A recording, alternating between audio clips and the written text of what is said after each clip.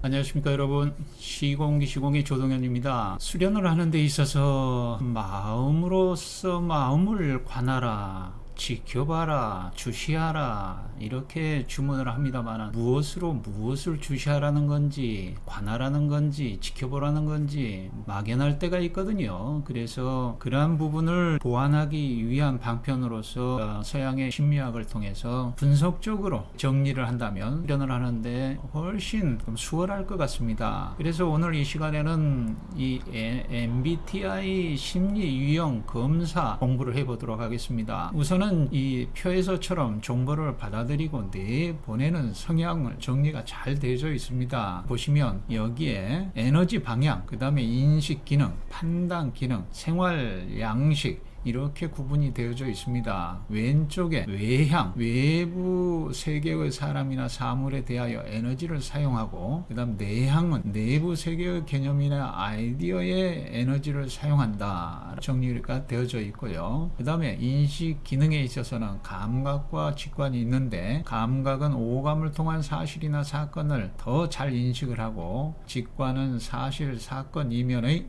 의미나 관계, 가능성을 더 잘 인식을 한다. 그 다음에 판단 기능은 사고와 감정이 있습니다. 사고는 사고를 통한 논리적 근거를 바탕으로 판단을 하고, 감정은 개인적, 사회적 가치를 바탕으로 한 감정을 근거로 판단을 한다. 그 다음에 생활 양식으로는 판단, 외부 세계에 대하여 빨리 판단을 내리고 결정하려 하고, 인식은 정보 자체에 관심이 많고 새로운 변화에 적응적이다 이렇게 정리를 해 놓았거든요. 그러면 우리는 그냥 의식적인 차원을 말씀드리려고 하는 것은 아니고요, 반을 뚝 갈라서 이쪽 왼쪽은 표면의식에 해당이 되고요, 오른쪽은 잠재의식에 해당이 되겠습니다. 그리고 여기에 보면은 수직으로 나눴을 때와 가로 방향으로 잘랐을 때와 또 다른 부분이 있거든요. 그거는 이후에 다시 한번 언급을 하도록 하고요. 자, 여기에 보시면 앞에서 설명을 드렸듯이 정보를 받아들이는 데 있어서 감각과 직관을 주로 쓰는 유형들은 인식을 해서 행동을 해서 외향으로 나가든 내향으로 나가는 그러한 유형이 있을 것 같고요. 또 사고와 감정을 써서 판단을 통해서 행동을 해서 외향, 내향으로 이렇게 나가는 경우들이 있겠죠. 이렇게 감각과 직관으로 들어와서 인식을 해서 판단을 한 다음에 사고와 감정으로 표출되는 경우도 있을 것 같고요. 감각과 직관에서 이렇게 해서 나오는 것은 잠재의식에서부터 이렇게 표면의식으로 나오는 것이고요. 그 다음 표면의식에서 사고와 감정으로서 정보를 받아들여서 판단을 해서 인식을 하고 감각과 직관적으로 조장을 하는 경우도 있을 것 같고요. 이런 부분, 감각과 직관, 사고, 감정을 쓰는 주체가, 인식을 하고 판단을 하는 주체가 자기란 얘기죠. 자기의 주체성이 확립이 돼 있어야만이 감각과 직관, 사고, 감정에 편중되지 않은 조화로운 정보를 받아들이고 정보를 내보낼 수가 있겠죠. 그런 부분을 한번 살펴보고자 합니다. 이 표는 지난 시간에도 보여드린 표가 되겠죠. MBTI 심리 유형 16타입이 있습니다. 앞에서 말씀드렸다시피 여기 반을 뚝 갈라서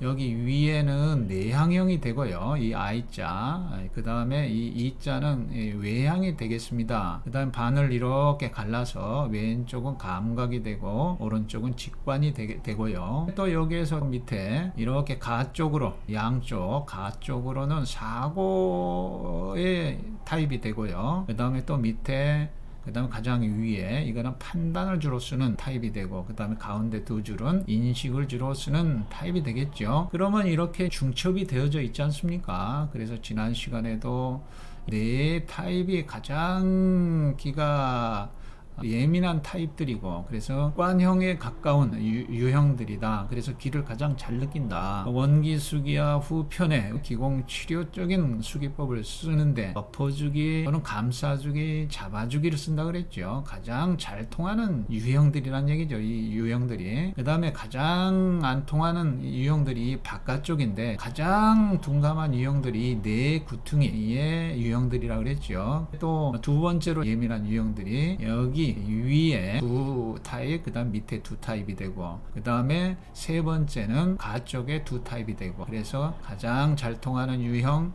그 다음에 위에 두 타입, 그 다음에 세 번째 잘 통하는, 그 다음에 양쪽 두 타입, 그 다음에 네 구퉁이가 가장 둔감한 유형들이다. 그거는 왜 그런가 한번 살펴보도록 하겠습니다. 여기에서 ISTJ형이라고 한번 좀 보죠. 성격, 유형, 진로 및 업무 스타일, 심리적 기능, 보완할 점 좀 세워놓고 보시고요. 이 밑에 이런 것을 보시면 내향적 감각형입니다. 감각을 주기능으로 쓴다는 거죠. 자, 그러면 다음 한번 16개 유형을 다 보여드려야 되니까요. 이것도 내향적 감각형이죠. 여기에 유형, 진로, 심리적 기능, 보완할 점 한번 보시고요. 그 다음에 이 네 줄 보여드리도록 하겠습니다. 이것도 내향적 직관형이죠. 이것도 내향적 직관형입니다. 세워놓고 살펴보시고요. 자, 그러면 이 위에는 내향적 감각형 두 개는, 이거 오른쪽 두 개는 내향적 직관형이란 얘기죠. 이 얘기는 뭐냐? 즉 여기에서 내향적 감각형이라고 하는 거는 이 센싱이라고 하는 S가 주 기능이 되고요. 이 감각과 정반대가 되어지는 것이 직관이거든요. 그래서 직관은 열등 기능에 해당이 됩니다. 그러면 여기에 이 감각형이라고 그랬으니까 부기능은 이 사고를 쓰거든요. T라고 하는 이 싱킹이라고 그러나요? 이 사고가 부기능이 되어지고, 그 다음 사고와 반대 개념이 감정이죠. 감정이 3차 기능이 되겠죠. 그래서 여기에서 주기능, 부기능, 3차 기능, 열등 기능 이렇게 구분할 수가 있겠죠. 그래서 이 두 개는 감각, 이 두 개는 직관, 확인을 해봄으로써 주기능과 열등 기능을 파악할 수가 있겠죠. 그 다음에 여기를 한번 더 보겠습니다. ISTP형, 이것도 내향적 사고형이다, 이렇게 확인할 수가 있고요. 그 다음에 ISFP형은 내향적 감정형이다, 이렇게 볼 수가 있겠죠. 그러면 여기에서 보면 이거는 ISTP형은 사고가 주기능이 되고요. 그 다음에 부기능은 감각이 되겠습니다. 그러면 앞에서 설명드렸듯이 사고하고 가장 대척점에 있는 것이 감정이거든요. 감정이 가장 열등 기능이란 얘기죠. 그러면 여기에서 보시면 이 감정, ISFP형을 얘기하죠. ISFP형도 마찬가지로 감정이 주기능이란 얘기죠. 필링. 이 감정과 가장 대척점에 있는 것이 사고지 않습니까? 그래서 사고가 가장 열등 기능이다. 여기에서 보면은 타인을 신뢰하고 비판을 하지 못함. 이 사고적이지를 못하니까요. 쉽게 마음이 상해서 물러나는 경향이 있음. 다른 사람에게 지시를 하는 능력과 객관적 분석력을 높일 필요가 있다는 얘기죠. 이것이 다시 말하면 감정을 주기능으로 쓰고, 그 다음에 감각을 부기능으로 쓰고, 또 감각이 부기능이니까 감각과 대척점에 있는 직관이 3차 기능이고, 그 다음 필링과 대척점에 있는 것이 열등 기능이란 얘기죠. 그래서 이 열등 기능이 가장 심리적으로 보완할 점이란 얘기죠. 이것이 필링과 가장 대척점에 있는 사고의 기능, 즉 논리적인 것이 부족하다, 그런 내용이거든요. 그래서 심리 상담을 해줄 때 변화하라고, 고쳐야 된다고 얘기를 해줄 수도 있지만, 코칭에서는 그것을 알아차릴 수 있도록 유도를 해주는 것이 하나의 기법이라고 볼 수가 있거든요. 그런 부분을 한번 참고로 보시고요. 그러면 여기도 한번 보시고, 그 다음에 이거는 INFP형이 내향적 감정형입니다. 아까 제가 설명드린 대로 한번 생각을 해보시고요. 이것도 역시 내향적 사고형이 되겠죠. 아까 제가 설명드린 대로 한번 생각을 해보시면 더 좀 재미가 있을 겁니다. 그 다음에 ESTP형을 한번 보죠. 이거는 외향적 감각형입니다. 그러면 이것도 다시 말씀드리면 감각이 주기능이란 얘기죠. ESTP형, 이 감각이 주기능이다, 즉 S가. 그러면 감각하고 대척점에 있는 것이 바로 직관이죠. 직관이 가장 열등 기능이란 얘기죠. 그 다음에 이 부기능으로서는 사고를 쓰게 되고요. 사고하고 대척점에 있는 것이 감정이지 않습니까? 감정이 이제 부기능이 되겠죠. 그러면 여기에서 외향적 감각형인데, 감각하고 대척점에 있는 것이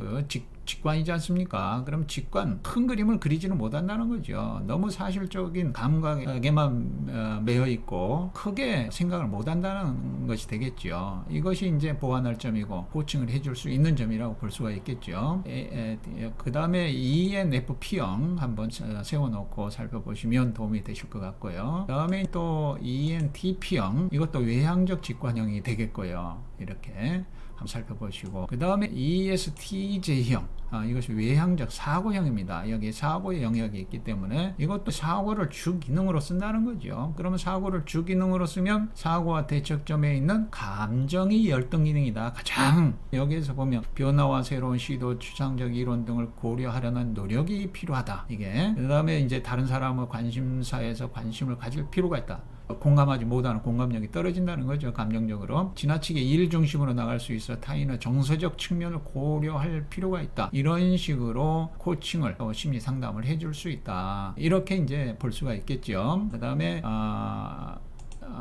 이게 외향적 감정형 ESFJ형 살펴보시고요. 그 다음에 ENFJ형 외향적 감정형이죠. 이것도 감정을 주기능이다 얘기죠. 그러면 감정과 반대되는 것이 사고가 가장 열등 기능이다. 이 논리적인 사고력이 부족하다. 이렇게 볼 수가 있겠죠. 그 다음에 ENTJ형 한번 좀 세워놓고 보시고, 그래서 이런 것들을 살펴본다면 심리 유형을 공부를 해봄으로써 마음으로써 마음을 관하라, 또는 주시하라, 관하라, 뭐 이렇게 합니다만 이건 알아차리라는 얘기가 되거든요. 그런데 무엇을 알아차리라는 얘기냐? 그것은 이제 앞에서 말씀드렸듯이 자기라고 하는 판단과 인식을 하는 것이 자기 주체거든요. 자기거든요. 그래서 자기 주체성, 정체성이 확립이 되어져 있지 않으면 이러한 직관과 감각, 사고 또는 감정에 휩쓸릴 수 있다는 거죠. 그래서 정확하게 들여다볼 수 있는 능력을 갖추기 위해서는 이러한 심리 기능을 잘